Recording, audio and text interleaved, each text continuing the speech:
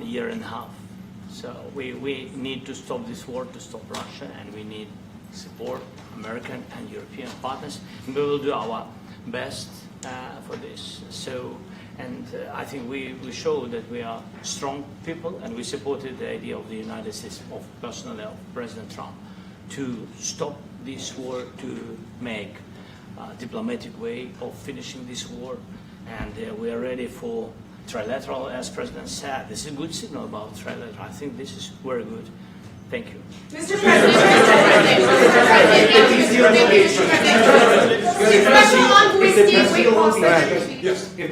if the peace deal will be achieved, are you going to be willing to send American peacekeepers to Ukraine? Well, we're going to work with Ukraine. We're going to work with everybody, and we're going to make sure that if there's peace, the peace is going to stay long term. This is very long term. We're not talking about a 2-year peace and then we end up in this mess again. We're going to make sure that everything's good. We'll work with Russia. We're going to work with Ukraine, and we're going to make sure it works. And I think if we can get to peace, it's going to work. I have no doubt about it. Your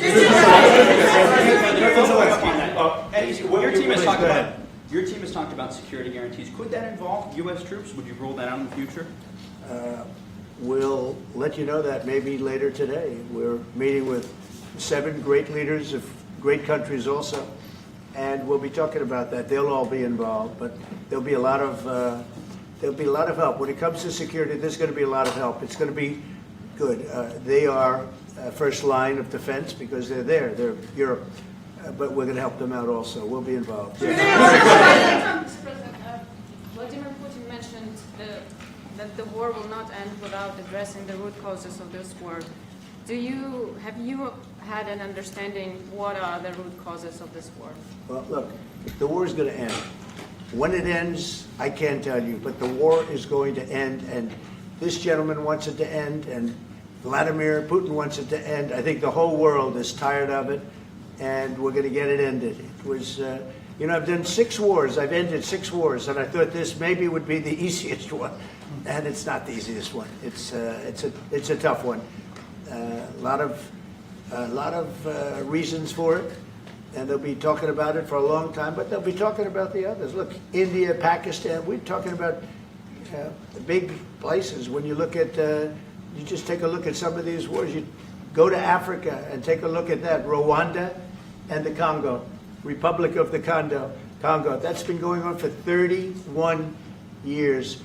And so we've done a total of 6, and we really have 6, not including the fact that we obliterated, and it turned out to be a total obliteration, the nuclear, as you said, the future nuclear capability of Iran.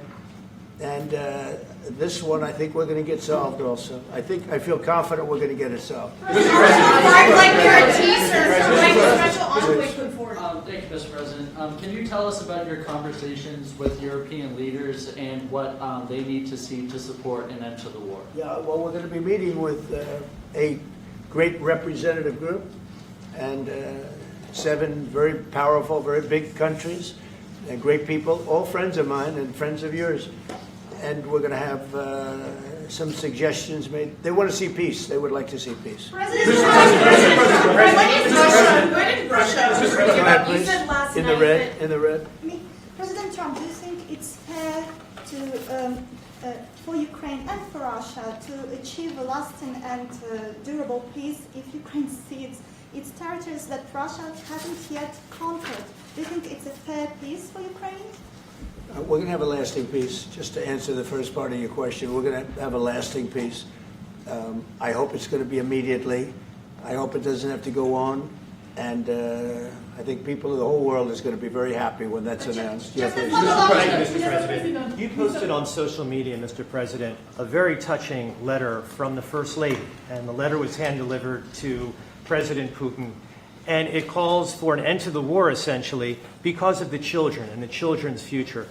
Why did the First Lady feel that letter was necessary? Was it because she believes that Mr. Putin is the aggressor in the war? Is a similar letter being hand-delivered to President Zelenskyy? So the First Lady felt very strongly. She's watched the same thing that you watch and that I watch. I see things that you don't get to see, and it's horrible. But when she's got a great love of children, she has a wonderful son that she loves, probably more than anybody, including me. I hate to say it, but she loves her son. She loves children, and she hates to see something like this happening. And that goes for other wars too. I mean, she sees the heartbreak, the parents, the funerals that you see on television. Always funerals. We want to see something other than funerals. No, she felt it was a beautiful letter. It was very well received by him, and she did ask me to say, you know, she would love to see this end. She would love to see it end, and she says it very openly, very proudly, and with great sorrow because so many people have been killed. Mr. President, last week, Brian, go ahead, Brian. Yes, sir. I've got a question for each of you. Yes. First of all, Mr. President Zelensky, you look fabulous in that suit. I said the same thing. Yeah, you look good. I said the same thing. Yeah, looks Isn't good that on nice? you. That's the one that attacked you last time. See, now he's in. I remember that. I apologize to you. You look wonderful.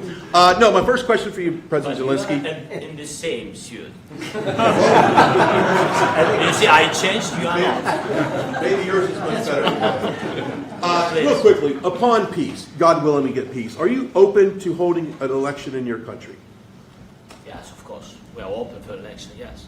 We have to do safety circumstances. And a little bit, we need to work in the parliament, because during the war you can't have elections, but we can do security. We need, maybe, how to say, we need a truth, yes, everywhere, in the battlefield, in the sky, in the sea, yeah, to make possible for people to do democratic, open, legal elections. So you say we're ready. during the war you can't have elections. So let me just say 3.5 years from now. So you mean if we happen to be in a war with somebody, no more elections? Oh, that's good. I wonder what the fake You like news this is. idea? Yeah. No. Speaking of news, I got a question for you. This sounds insane for me even to ask this, but do you think the American media really doesn't even want a peace deal because they've seen they've been so critical of you every step of the way as you lead the charge for peace? It's an amazing phenomenon. I said that if in the settlement you got Moscow, St. Petersburg, and thousands of miles around them, they would say I made a bad deal. The level of hatred and animosity is incredible. Not with all. I mean, we have great people up here. We also have terrible people up there that I think are told what to say. But, you know, in solving all of these wars, they don't even write about it. You know, I saw major wars. I saw wars that have been going on for 31, 35, and 37, and a couple of quicker ones. One that was going to go into a full-blown deal very quickly. You know what the one I'm talking about. It was a big one. But they don't even write about that. No matter what I do, no matter what, and you know, this is not anything to do with you. It's probably to your advantage in a certain way. But no matter what I do, no matter what deal I make, from my standpoint, you'll come out good. Maybe President Putin will come out good. But they'll say, Trump was absolutely horrible. It's just that, and I've lived with that for a long time. I've lived with it since just before the first election. I used to get great publicity. Now I get the worst publicity anyone's ever gotten in office, but I won in a landslide, so that people understand. They're the only ones that count, ultimately. But I've also had great reporters. I've had journalists that are very good. But it's very sad when you do the right thing. As an example, they said, because of the fact that Vladimir Putin came to American soil, this was a tremendous defeat for Donald Trump. No, it was really wonderful that he did it. It was a hard thing for him to do, to be honest with you. It was the opposite of what they said, but they said it. Now, if he didn't come, they'd say that was also bad for Trump. You know, there's no way. And there's just a great dishonesty of the press, and I think that's why it's lost its credibility. You know, its credibility is at an all-time low. We have a thing going on right now in D.C. We went from the most unsafe place anywhere to a place that now friends are calling me up, Democrats are calling me up, and they're saying, sir, I want to thank you. My wife and I went out to dinner last night for the first time in 4 years, and Washington, D.C. is safe, and you did that in 4 days. I'll tell you it's safe. I had another friend of mine, he has a son who's a great golfer. He's on tour, and he came in fourth yesterday in the big tournament where Scotty Scheffler made the great shot. And he said his son is going to dinner in Washington, D.C. tonight. I said, would you have allowed that to happen a year ago? He said, no way, no way. He said, what you've done is incredible. And I think the people realize it. But the press says, he's a dictator, he's trying to take over. No, all I want is security for our people. But people that haven't gone out to dinner in Washington, D.C. in 2 years are going out to dinner. And the restaurants the last 2 days were busier than they've been in a long time. Thank Sir, you. I walked around yesterday with MTG. If you could walk around with DC with MTG and not be attacked, the city is safe. Yes. Thank you, Mr. President. Last week you warned of what you called severe consequences if a 30-day ceasefire or any type of ceasefire were not agreed to by Russia. Will there be severe consequences? Does that change because of your I don't meeting think you with need a President Putin? ceasefire. You know, if you look at the 6 deals that I settled this year, they were all at war. I didn't do any ceasefires. And I know that it might be good to have, but I can also understand strategically why, well, you know, one country or the other wouldn't want it. You have a ceasefire and they rebuild and rebuild and rebuild, and, you know, maybe they don't want that. But if you look at the 6 deals that we made peace and you know, long-term, long-running wars, I didn't do any ceasefires. Would I like the concept. You know, I like the concept of a ceasefire for one reason, because you'd stop killing people immediately, as opposed to in 2 weeks or 1 week or whatever it takes. But we can work a deal where we're working on a peace deal while they're fighting. They have to fight. I wish they could stop. I'd like them to stop. But strategically, that could be a disadvantage for one side or the other. But all of these deals I made without even the mention of the words ceasefire. President Zelenskyy, can you explain the decision to offer Ukraine Article 5-like security guarantees, but stop short of pushing for their full membership? Yeah, well, we haven't done anything on that yet. If you look back and you go back long before President Putin, it was always a statement that they would never allow Ukraine into NATO. So that was a statement that was made, but we haven't discussed any of that yet. We're going to be discussing it today. But we will give them very good protection, very good security. That's part of it. And the people that are waiting for us, they are, I think they're very like-minded. They want to help out all. Thank you, President. Thank you, President Trump. Are you disappointed there's no ceasefire, Mr. President? The United States has already given hundreds of billions of dollars to this war effort in Ukraine. At best, it is a stalemate, and the killing continues. So, President Trump, how much more is the United States willing to give Ukraine? And President Zelenskyy, how much more do you want? Well, I'll start off just by saying we're not giving anything now. We're selling weapons. This is something before, I guess the number is well over $300 billion. That was under Joe Biden, a corrupt politician, not a smart man, never was. By the way, go back 40 years, he was not a smart man 40 years ago either, but now he's in particular bad.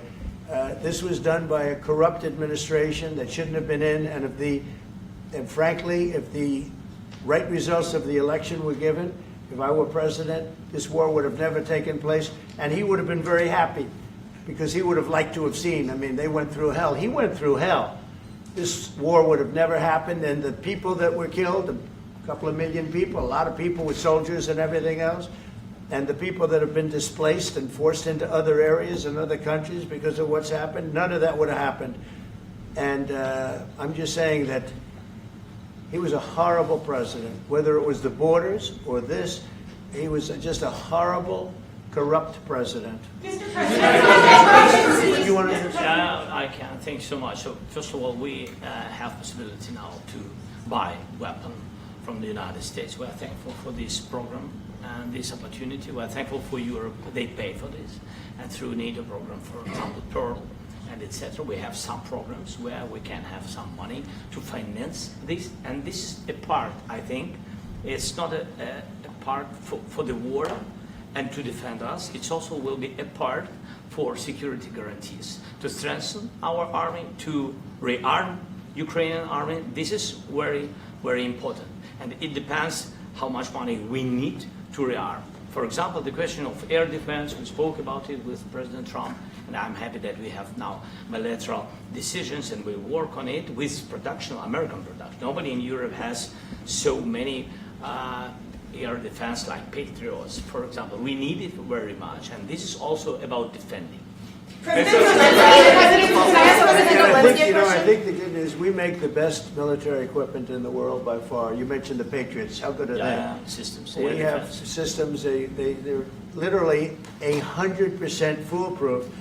And it's really like shooting two bullets, two bullets hitting each other in the air in a space like this. The chance is 100%. It's 99 to 100%. So we sell the equipment to NATO. And NATO does what, I don't know what the arrangement is that you have with, but I know that they want you to have the equipment. And we're getting the best equipment in the world, but they pay us for the equipment. Under Biden, it was just crazy what was going on. I believe the number is over 300. I think it could be $350 billion worth of equipment and money and everything else. And we've made more progress in settling this war in the last 2 months than they made in 4 years. This should have been settled a long time ago, but it should have never happened. Yeah, please. Real quickly, you pushed out on social media. All right, Brian, go first. You pushed out on social media about doing away with mail-in ballots and potentially electronic voting machines. Can you expand on that and how important Well, that is? that's a very off-topic, just really quickly. Mail-in ballots are corrupt. Mail-in ballots, you can never have a real democracy with mail-in ballots. And we, as a Republican Party, are going to do everything possible that we get rid of mail-in ballots. We're going to start with an executive order that's being written right now by the best lawyers in the country to end mail-in ballots because they're corrupt. And you know that we're the only country in the world, I believe, I may be wrong, but just about the only country in the world that uses them because of what's happened. Massive fraud all over the place. The other thing we want change are the machines. For all of the money they spend, it's approximately 10 times more expensive than paper ballots. And paper ballots are very sophisticated with the watermark paper and everything else. We would get secure elections. We'd get much faster results. The machines, they say we're going to have the results in 2 weeks. With paper ballots, you have the results that night. Most people, many countries use paper ballots. It's the most secure form. So between paper ballots, very, very important, paper ballots, and I think maybe even more important, the mail-in voting. We're going to end mail-in voting. It's a fraud. If you have mail-in vote, even Jimmy Carter with this commission, they set it up. He said the one thing about mail-in voting, you will never have an honest election if you have mail-in. And it's time that the Republicans get tough and stop it because the Democrats want it. It's the only way they can get elected. Because with men and women's sports and with transgender for everybody and open borders and all of the horrible things, and now the new thing is they love crime. They're fighting me on the fact that I've made Washington, D.C. safe. We're not going to get mugged, beaten up, or killed like all the people you've been watching get so badly hurt. I'm glad, I hate to take your time in this, but I'm glad you asked me that question. Sorry. We're going to stop mail-in ballots because it's corrupt. When you go to a voting booth and you do it the right way and you go to a state that runs it properly, you go in, they even ask me. They asked me for my license plate, for identity. I said, I don't know if I have it. They said, sir, you have to have it. I was very impressed, actually. But it's very hard to cheat with mail-in voting. As you know what happens in California, it's so corrupt, where some people get 5, 6, 7 ballots delivered to them. Now, we got to stop mail-in voting, and the Republicans have to lead the charge. The Democrats want it because they have horrible policy. If you have mail-in voting, you're not going to have many Democrats get elected. That's bigger than anything having to do with redistricting, believe me. And the Republicans have to get smart. We're not going to have a country. I said for a long time at rallies, you need borders and you need free and fair elections. Those two things, otherwise you don't have. We have strong borders now. In 90 days, Mr. President, we didn't have 1, 0, 0, and 3 months. Not one person came in illegally into our country. In fact, even I find that hard to believe, but it's run by a little bit of a liberal group that put out the numbers, so I guess it's, but 0, 0, and 0. You go back a year ago, 2 years ago, 3, millions of people poured into our country. It was terrible. Thank you very much. President Zelenskyy, what security guarantees do you need from President Trump to be able to make a deal? Is it American troops, intelligence, equipment? What is it? Everything. And really, it includes two parts. First, strong Ukrainian army. That's what I began to discuss with your colleagues. And it's a lot about weapon and then people and training missions and intelligence. And second, we will discuss with our partners. It depends on the big countries, on the United States, on a lot of our friends. And Mr. President, are you willing to commit American troops to that NATO-like protection in order to get President Zelenskyy to a deal today? Well, I don't know if you define it that way, but NATO-like, I mean, we have people waiting in another room right now. They're all here from Europe, biggest people in Europe, and they want to give protection. They feel very strongly about it, and we'll help them out with that. I think it's very important. I think it's very important to get the deal done. You've been involved with the peacekeeping in Ukraine since your first day in the administration. What would you say to the Ukrainian people right now who are suffering under the Russian attacks and hoping that the American people will stand with them? Well, I know Ukrainian people. I've known many over the years. They're great people. They're smart. They're energetic. They love their country. I mean, they love their country, and we want to get this war ended. That's all I can do. I love the Ukrainian people, but I love all people. I love the Russian people. I love them all. I want to get the war stopped. Very important. Mr.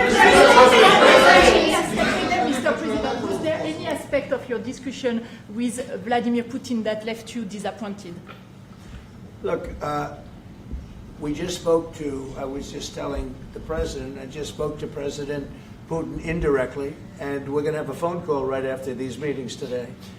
And we may or may not have a trilat. If we don't have a trilat, then the fighting continues.